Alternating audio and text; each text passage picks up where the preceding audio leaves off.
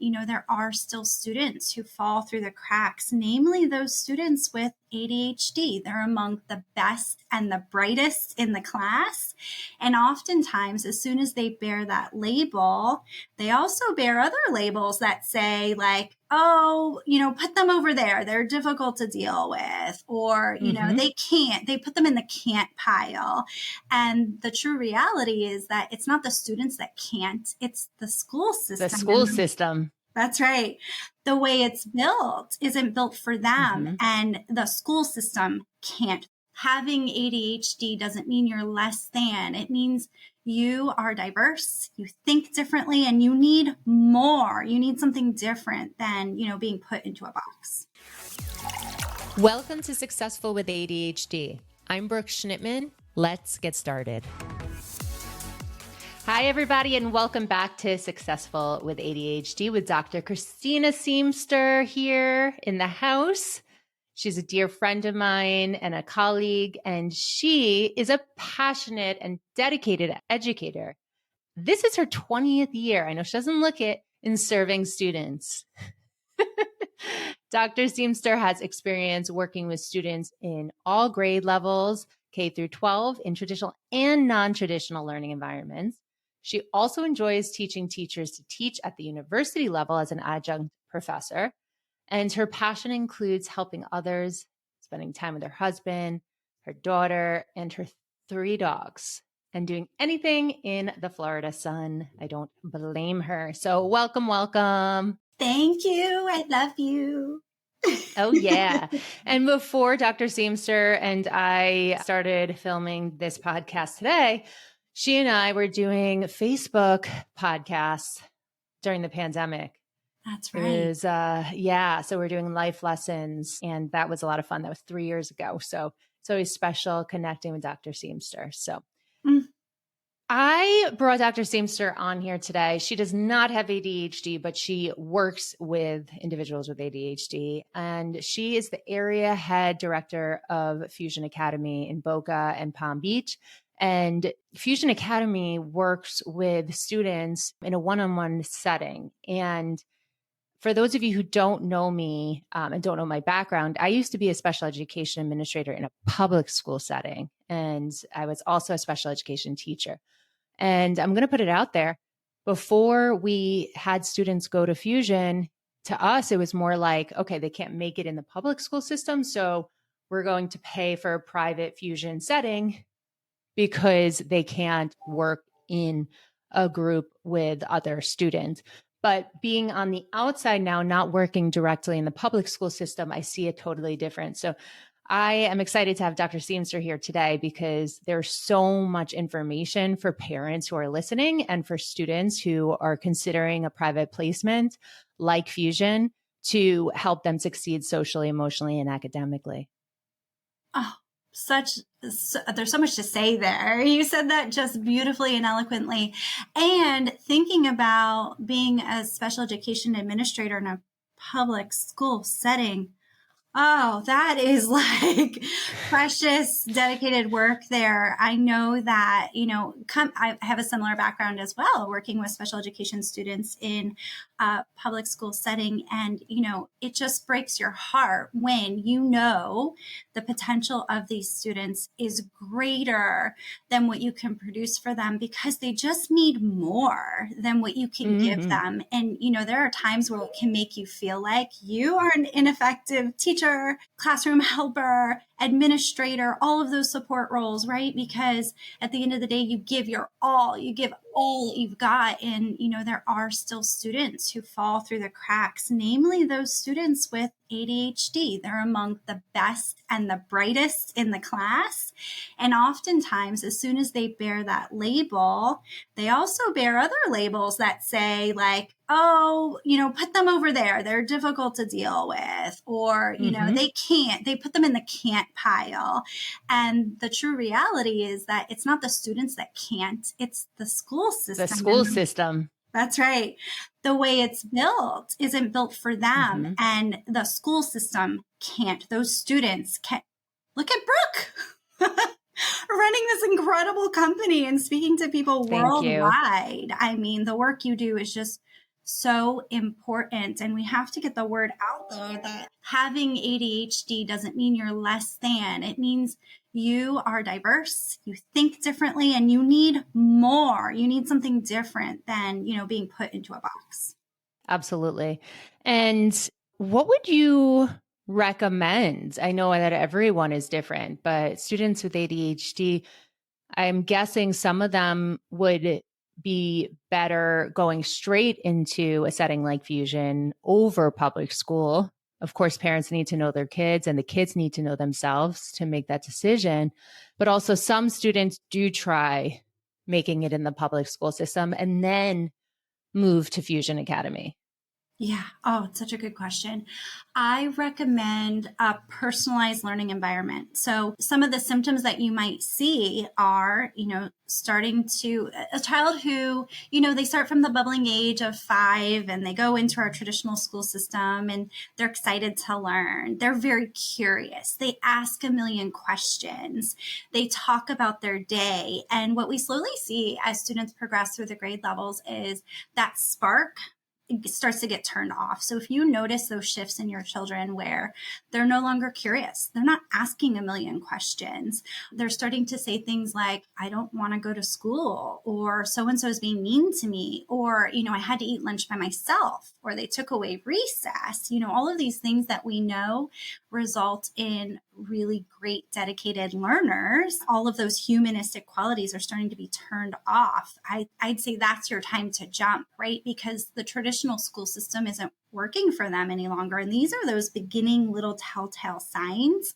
I am absolutely a fan of proactive student personalized placement as compared to reactive, right? Because every year that you spend in a traditional school or any school, right? Non-traditional schools are not immune from this either, right? It's all about finding the right school for you.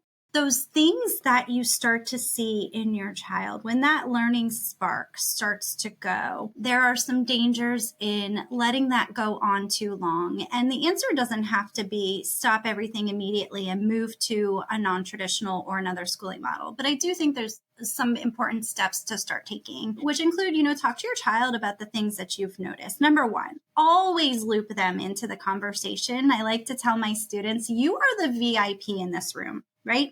Every decision and conversation that we have as educators and parents directly impacts you and your life. You need to be a part of this conversation. So I would just start small with that. I noticed that last year you would come home from school curious, excited to tell me about your day. What's different this year from last year? And sometimes what you'll find is that it's very difficult for students to articulate it, or sometimes they just don't know. But as the parent, as the adult, right, just start paying attention to those things and note them and see if you can do a little investigating and figure out what it is. Talk to the teacher too. I would start there. Maybe there's some little fixes they can do in the classroom to make some, quick minor accommodations without going through a formal IEP or 504 process. I think that's really important. Start with the child, have those conversations directly with the teacher. And as parents, I know I'm a mom of an 11-year-old going to middle school this year. It's really easy for me to say this objectively to you as the non-parent, but when it's your baby, the emotions are there. Absolutely. I recommend if you find those emotional objections starting to rise in you as you're writing the teacher, ask like a trusted friend or spouse or someone who's not feeling as emotional about it to help you draft that communication with the school. Another thing I like to help families see is that our job as a school administrator is to protect the climate and culture of this school. We want it to be a happy and inviting place. And so when parents come with that nervous, emotional energy, it's our job to combat them with happiness and results and things like that. But also remember, like, what you put into your child's school can also cause what they get out of it, what you get out of your child's school, right? So be kind. Oftentimes, the teacher isn't even aware that there's a change in the child. They're still getting to know them too. So just little tidbits to consider when you're communicating with that teacher. So give them the benefit of the doubt. Always assume good intent, but definitely reach out. And if you start to see a pattern of behavior, where your child is just changing, sometimes that's emotions, sometimes that's adolescence. there are so many variables happening in our kids. And so, you just start that investigative process and start trying to figure out what's the why. That's where, we're going to get to the best solutions for each student, especially our ADHDers, right? Like, why is this behavior happening? It didn't happen before. Absolutely. And then I would go from there. If you've done all of these things, you've talked with the child, you've talked with the teacher, maybe even started a 504 or an IEP process, talked with administration, and still like you're doing everything you can from the parent side, and your child's environment and the way they're relating to it isn't changing and the results are starting to dip, I recommend just start looking into other schooling options. Over the last decade and more recently since COVID, we have seen so many non-traditional schooling options start to pop up in our local communities. It's wonderful. It's great. People are accepting it more. Yes, it's becoming normalized. And, that just makes sense. Every one of us human beings needs something different. And students with ADHD in a traditional school setting, what most often happens is you go through that IEP or 504 process, you get accommodations in place, and they're really choosing from a bank of goals.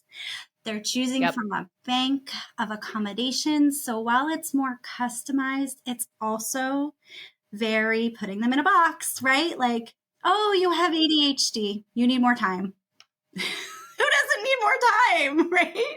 Some people don't need more time, especially those with anxiety. Sometimes more time hurts them rather than helps them. Excellent point. Excellent point. Or they'll say things like, they just need flexible seating options. Oh, yeah. But that is the usual, right? Like the advocates, this is what they need. Just check off the boxes. More is not always better. Exactly. And so going through those processes is smart and it's important, and it might be the thing that changes it for your child, but it might not be. And so I would really look at those things and start paying attention and see if you're seeing improvements, or if it's a matter of, like Brooke said, they're checking those boxes to say that they've met an accommodation. I also just want to share, and I'll bring it back to you, Dr. Seamster. Some school districts will not pay for a private placement like Fusion.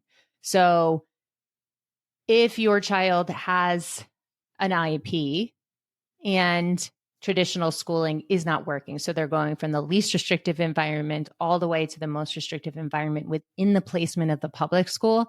So least restrictive would be something to the extent of being in a general education classroom and then having a pull-out or a push-in for part-time of the day, to most restrictive as a small self-contained class.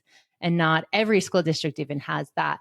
So sometimes from there, they'll recommend an out-of-district placement, but it has to be funded usually through the public school system and the district. Fusion is not. Now, I've worked with parents in the past who said, I don't care, I'm going to Fusion and I'm going to pay out of pocket, or I'm going to sue the school district. There's so many different ways, and I'm not telling you to do that, but I'm just saying, like, there are many different options out there. So don't limit yourself, but also, I know this is personal for a lot of you, but don't also run to a private placement right away. Really work with your child, their team, and look objectively to see, is this school placement hurting them, helping them, and how long has this been going on for? Like Dr. Seamster said. I think you hit on a lot of really great key points there. The first one that comes to mind is in terms of district funding. Depending on where you are in the country, there are some districts who will district pay for Fusion. It does not work that way here in Florida, unfortunately. However, you are now able, beginning in the 23-24 school year, able to bring your public school funding with you to a private school in the state. You can do that through applying on the AAA scholarship website or the Step Up for Students scholarship website. And unfortunately, it does pay a very small portion of the cost for Fusion, but it's something, right? And that's your state money. And, you've earned that. So you should be able to take that with you. So I'm glad at least we can offer that. The other thing that you were saying, don't just jump to another non-traditional or traditional private school option. A lot of times students with ADHD in particular really thrive with consistency. And so, you want to make them a big part of this decision, and also put on, your parent hat who knows your child. Like, are they bucking this or rejecting it because they're afraid of something new or because they're not bought into it? So thinking through those processes is really important too, but listen to them, help them to be a part of that solution and that choice, and do so at a time that makes sense. Getting fed up with the school and saying, we're out of here, we're enrolling in another school on Monday, might cause more trauma for the child in the short term. So yes. Think about them socially and emotionally too. If they have friends or they've, created systems in the school system that they're at, whether it be in Fusion or out of Fusion, pulling them from the school mid-year is only going to cause confusion very often. It's also showing that subconsciously, you don't necessarily trust that your child can make it in the current placement. So we have to be really careful. I'm a parent too with 2 ADHD stepchildren, 10 and 12, and they go to private school. I was thinking one of them should go to Fusion, but you have to really listen to your child, like Dr. Seamster was saying, because this is going to create memories for the rest of their lives. Absolutely. And there's research out there that says that you never recover from one bad school year. That trauma lives on with you forever. So that's also something to consider, right? If it's at the level where your child refuses to go to school, period. The anxiety becomes so strong that they don't even want to get in the car, or maybe it starts Sunday night. The stomach aches start coming, the complaints start coming, and sometimes the complaints aren't directly related to school, but it's because school is coming up the next day for them. So, these are the more severe cases. And this is one of the reasons why we have rolling admissions at Fusion, because sometimes it does make sense to move them mid-year. And I know there are lots of schooling options, us included, where you can ease in. So it doesn't have to be cold turkey. You left one school, you're in another school full time. You can start with one course for credit, become comfortable, build relationships, increase your confidence, and help to have it on your terms, which is really helpful for ADHDers too. Yeah. Yeah. It's funny that you say one bad school year can really throw off and be a memory for life. I remember in 4th grade moving from private school to public school. My dad went to private school growing up, and I wanted to be with my friends, and they were in the public school system. So I went in 4th grade, which was in the middle of elementary school. They already had their established friends, and they weren't accepting of me. So I remember that 4th grade experience was terrible, and it kind of just carried on throughout my life. I'm doing EMDR. I started it last week to rewire my thoughts and emotions and responses, my trauma responses to those situations. So we're not trying to scare you as a parent. You have so many things to think about, right? And we're not always going to make the right decisions. So don't feel bad if you waited too long to move placements for your child, or if you moved them and it wasn't the right placement. They're changing as we're learning new information. So I would say to speak with people you trust, meet with the counselors in the school who know your child, and see what they have to say too. Yeah, that's an excellent point too. And Brooke, thank you so much for sharing that. We've been friends for years. I saw you starting to tear up when I talked about, the lack of recovery from, one bad school year. And to see you as a high functioning adult still going through that, it breaks my heart as your friend. Thank you.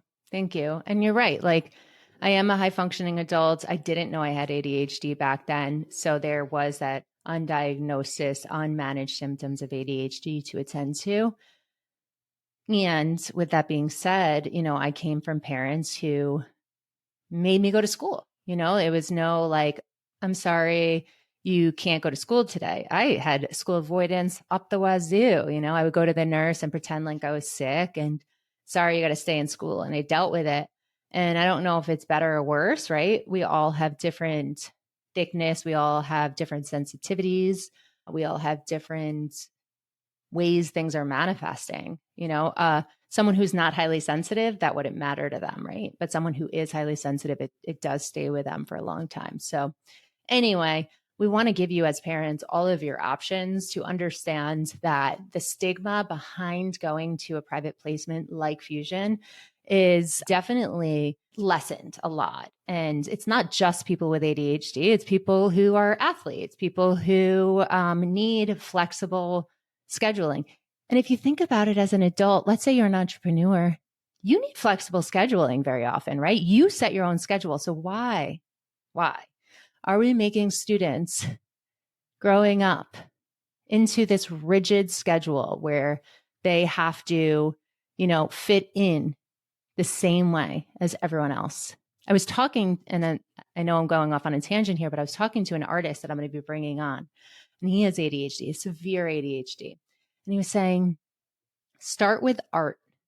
He's like, if everyone started school with something creative and something that they enjoy rather than a subject that might give them anxiety, wouldn't that energize them and start their day off much better than having to go straight into something that is more challenging for them and something that brings up these negative feelings? So that's such a great point. Can't wait to talk about that. Oh my gosh. Yes, let's do it. Let's talk about it right now. That's one of my favorite things to do is to personalize those schedules. So I spend during the admissions process about 90 minutes with each family talking about just that. When are you sharpest? When do you want to do, or when do you think it's best to have the most challenging subjects for you? Is it better for you? Are you a morning person? Do you want to come in and get math out of the way? Does that decrease anxiety? Can you focus better? Can you achieve more? Or maybe you're not quite woken up yet and you need it to be your last class of the day. And so, or maybe you need to come in and start with music or art. Those are all of the things that we talk through and learn about each student before we customize their personal school journey. We want to know about teachers that you've worked with that were an amazing fit for you. I want to know about teachers that you've worked with that just, aren't the best for you because, that's what we're doing. We're going behind the scenes and we're really personalizing with a lot of thought and intention. Who is the best English teacher for you? Who's the best math teacher for you? When is the best time of day for you to learn? You want to start your school day at 11:30 in the morning? And that works for your family dynamic too. That's also important. Carpool. I am a mommy Uber. It's not easy, but all of those things are taken into consideration and we truly personalize each school journey for every student, beginning with the end in mind. So we shoot for the moon. What do you want to do? You come in as a sixth grader. You want to be an astronaut. Okay, math and science are really important for you. You're not strong in those areas yet. Okay, we have time.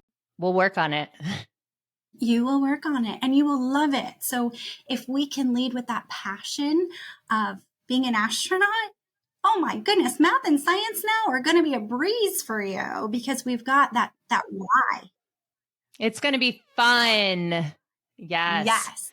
I love how you quoted Stephen Covey, begins with the end in mind. If you're an adult professional, read his book, The 7 Habits of Highly Effective People. But he also has so many other books that are made for students as well.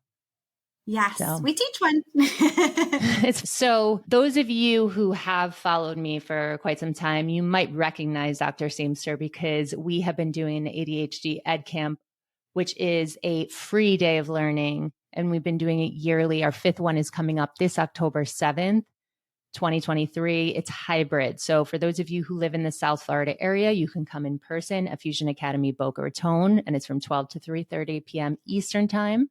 For those of you who don't live in the area, you can attend virtually, and we do this for free. We have experts throughout the country who join us and they share their wealth of information. If you're a parent, if you're an adult with ADHD, or even a college student or high school student with ADHD, this is definitely a must attend. Again, you can attend virtually or in person. So we'll put those links in the chat.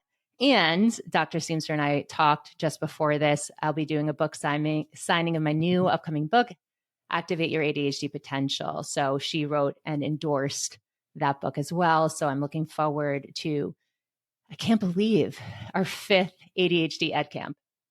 I can't believe it either. Where has the time gone? Yeah.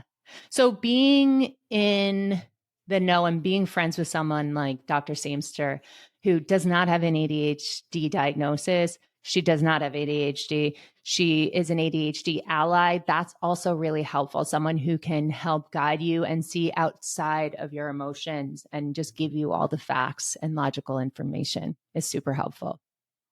Thank you so much. I love connecting with community members and experts such as Brooke, because together we can do so much. By ourselves, we can do so little. And, sometimes the program that I represent here at Fusion is the best option for you and your family. And sometimes I need to call upon my colleagues and those community connections that I've made and make some other recommendations. And I'm very confident and comfortable in doing that with the connections that I've made, particularly in the Boca Raton community. Actually, Fusion's national, so we have connections really, and we're almost 100 schools strong, which is pretty remarkable. And we're international with Fusion Global Academy.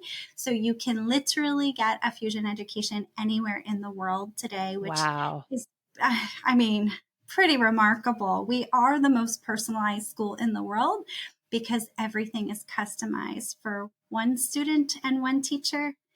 And socialization opportunities, of course, are embedded throughout the school day as well, with clubs and lunch dates and field trips and prom and graduation and all of those fun things that make a teen. We incorporate that as well. So it's a school where you get a tutoring environment, which is so powerful. Awesome. Well, thank you so much for having us. And again, we'll put those links in the show notes. But Dr. Seamster, if people want to reach out to you for more information about Fusion or advocacy, where can they find you? Please do. First initial C, last name Seamster, Seamster at fusionacademy.com is my direct email address. You can call me too, 561-953-9365. Here in Boca, I'm at extension 2178. If you leave a message, I will call you back. Thank you so much for being on Successful with ADHD. Thank you so much for having me. I wish you were in person so I could hug you. Soon enough. Thanks for listening to this episode of Successful with ADHD.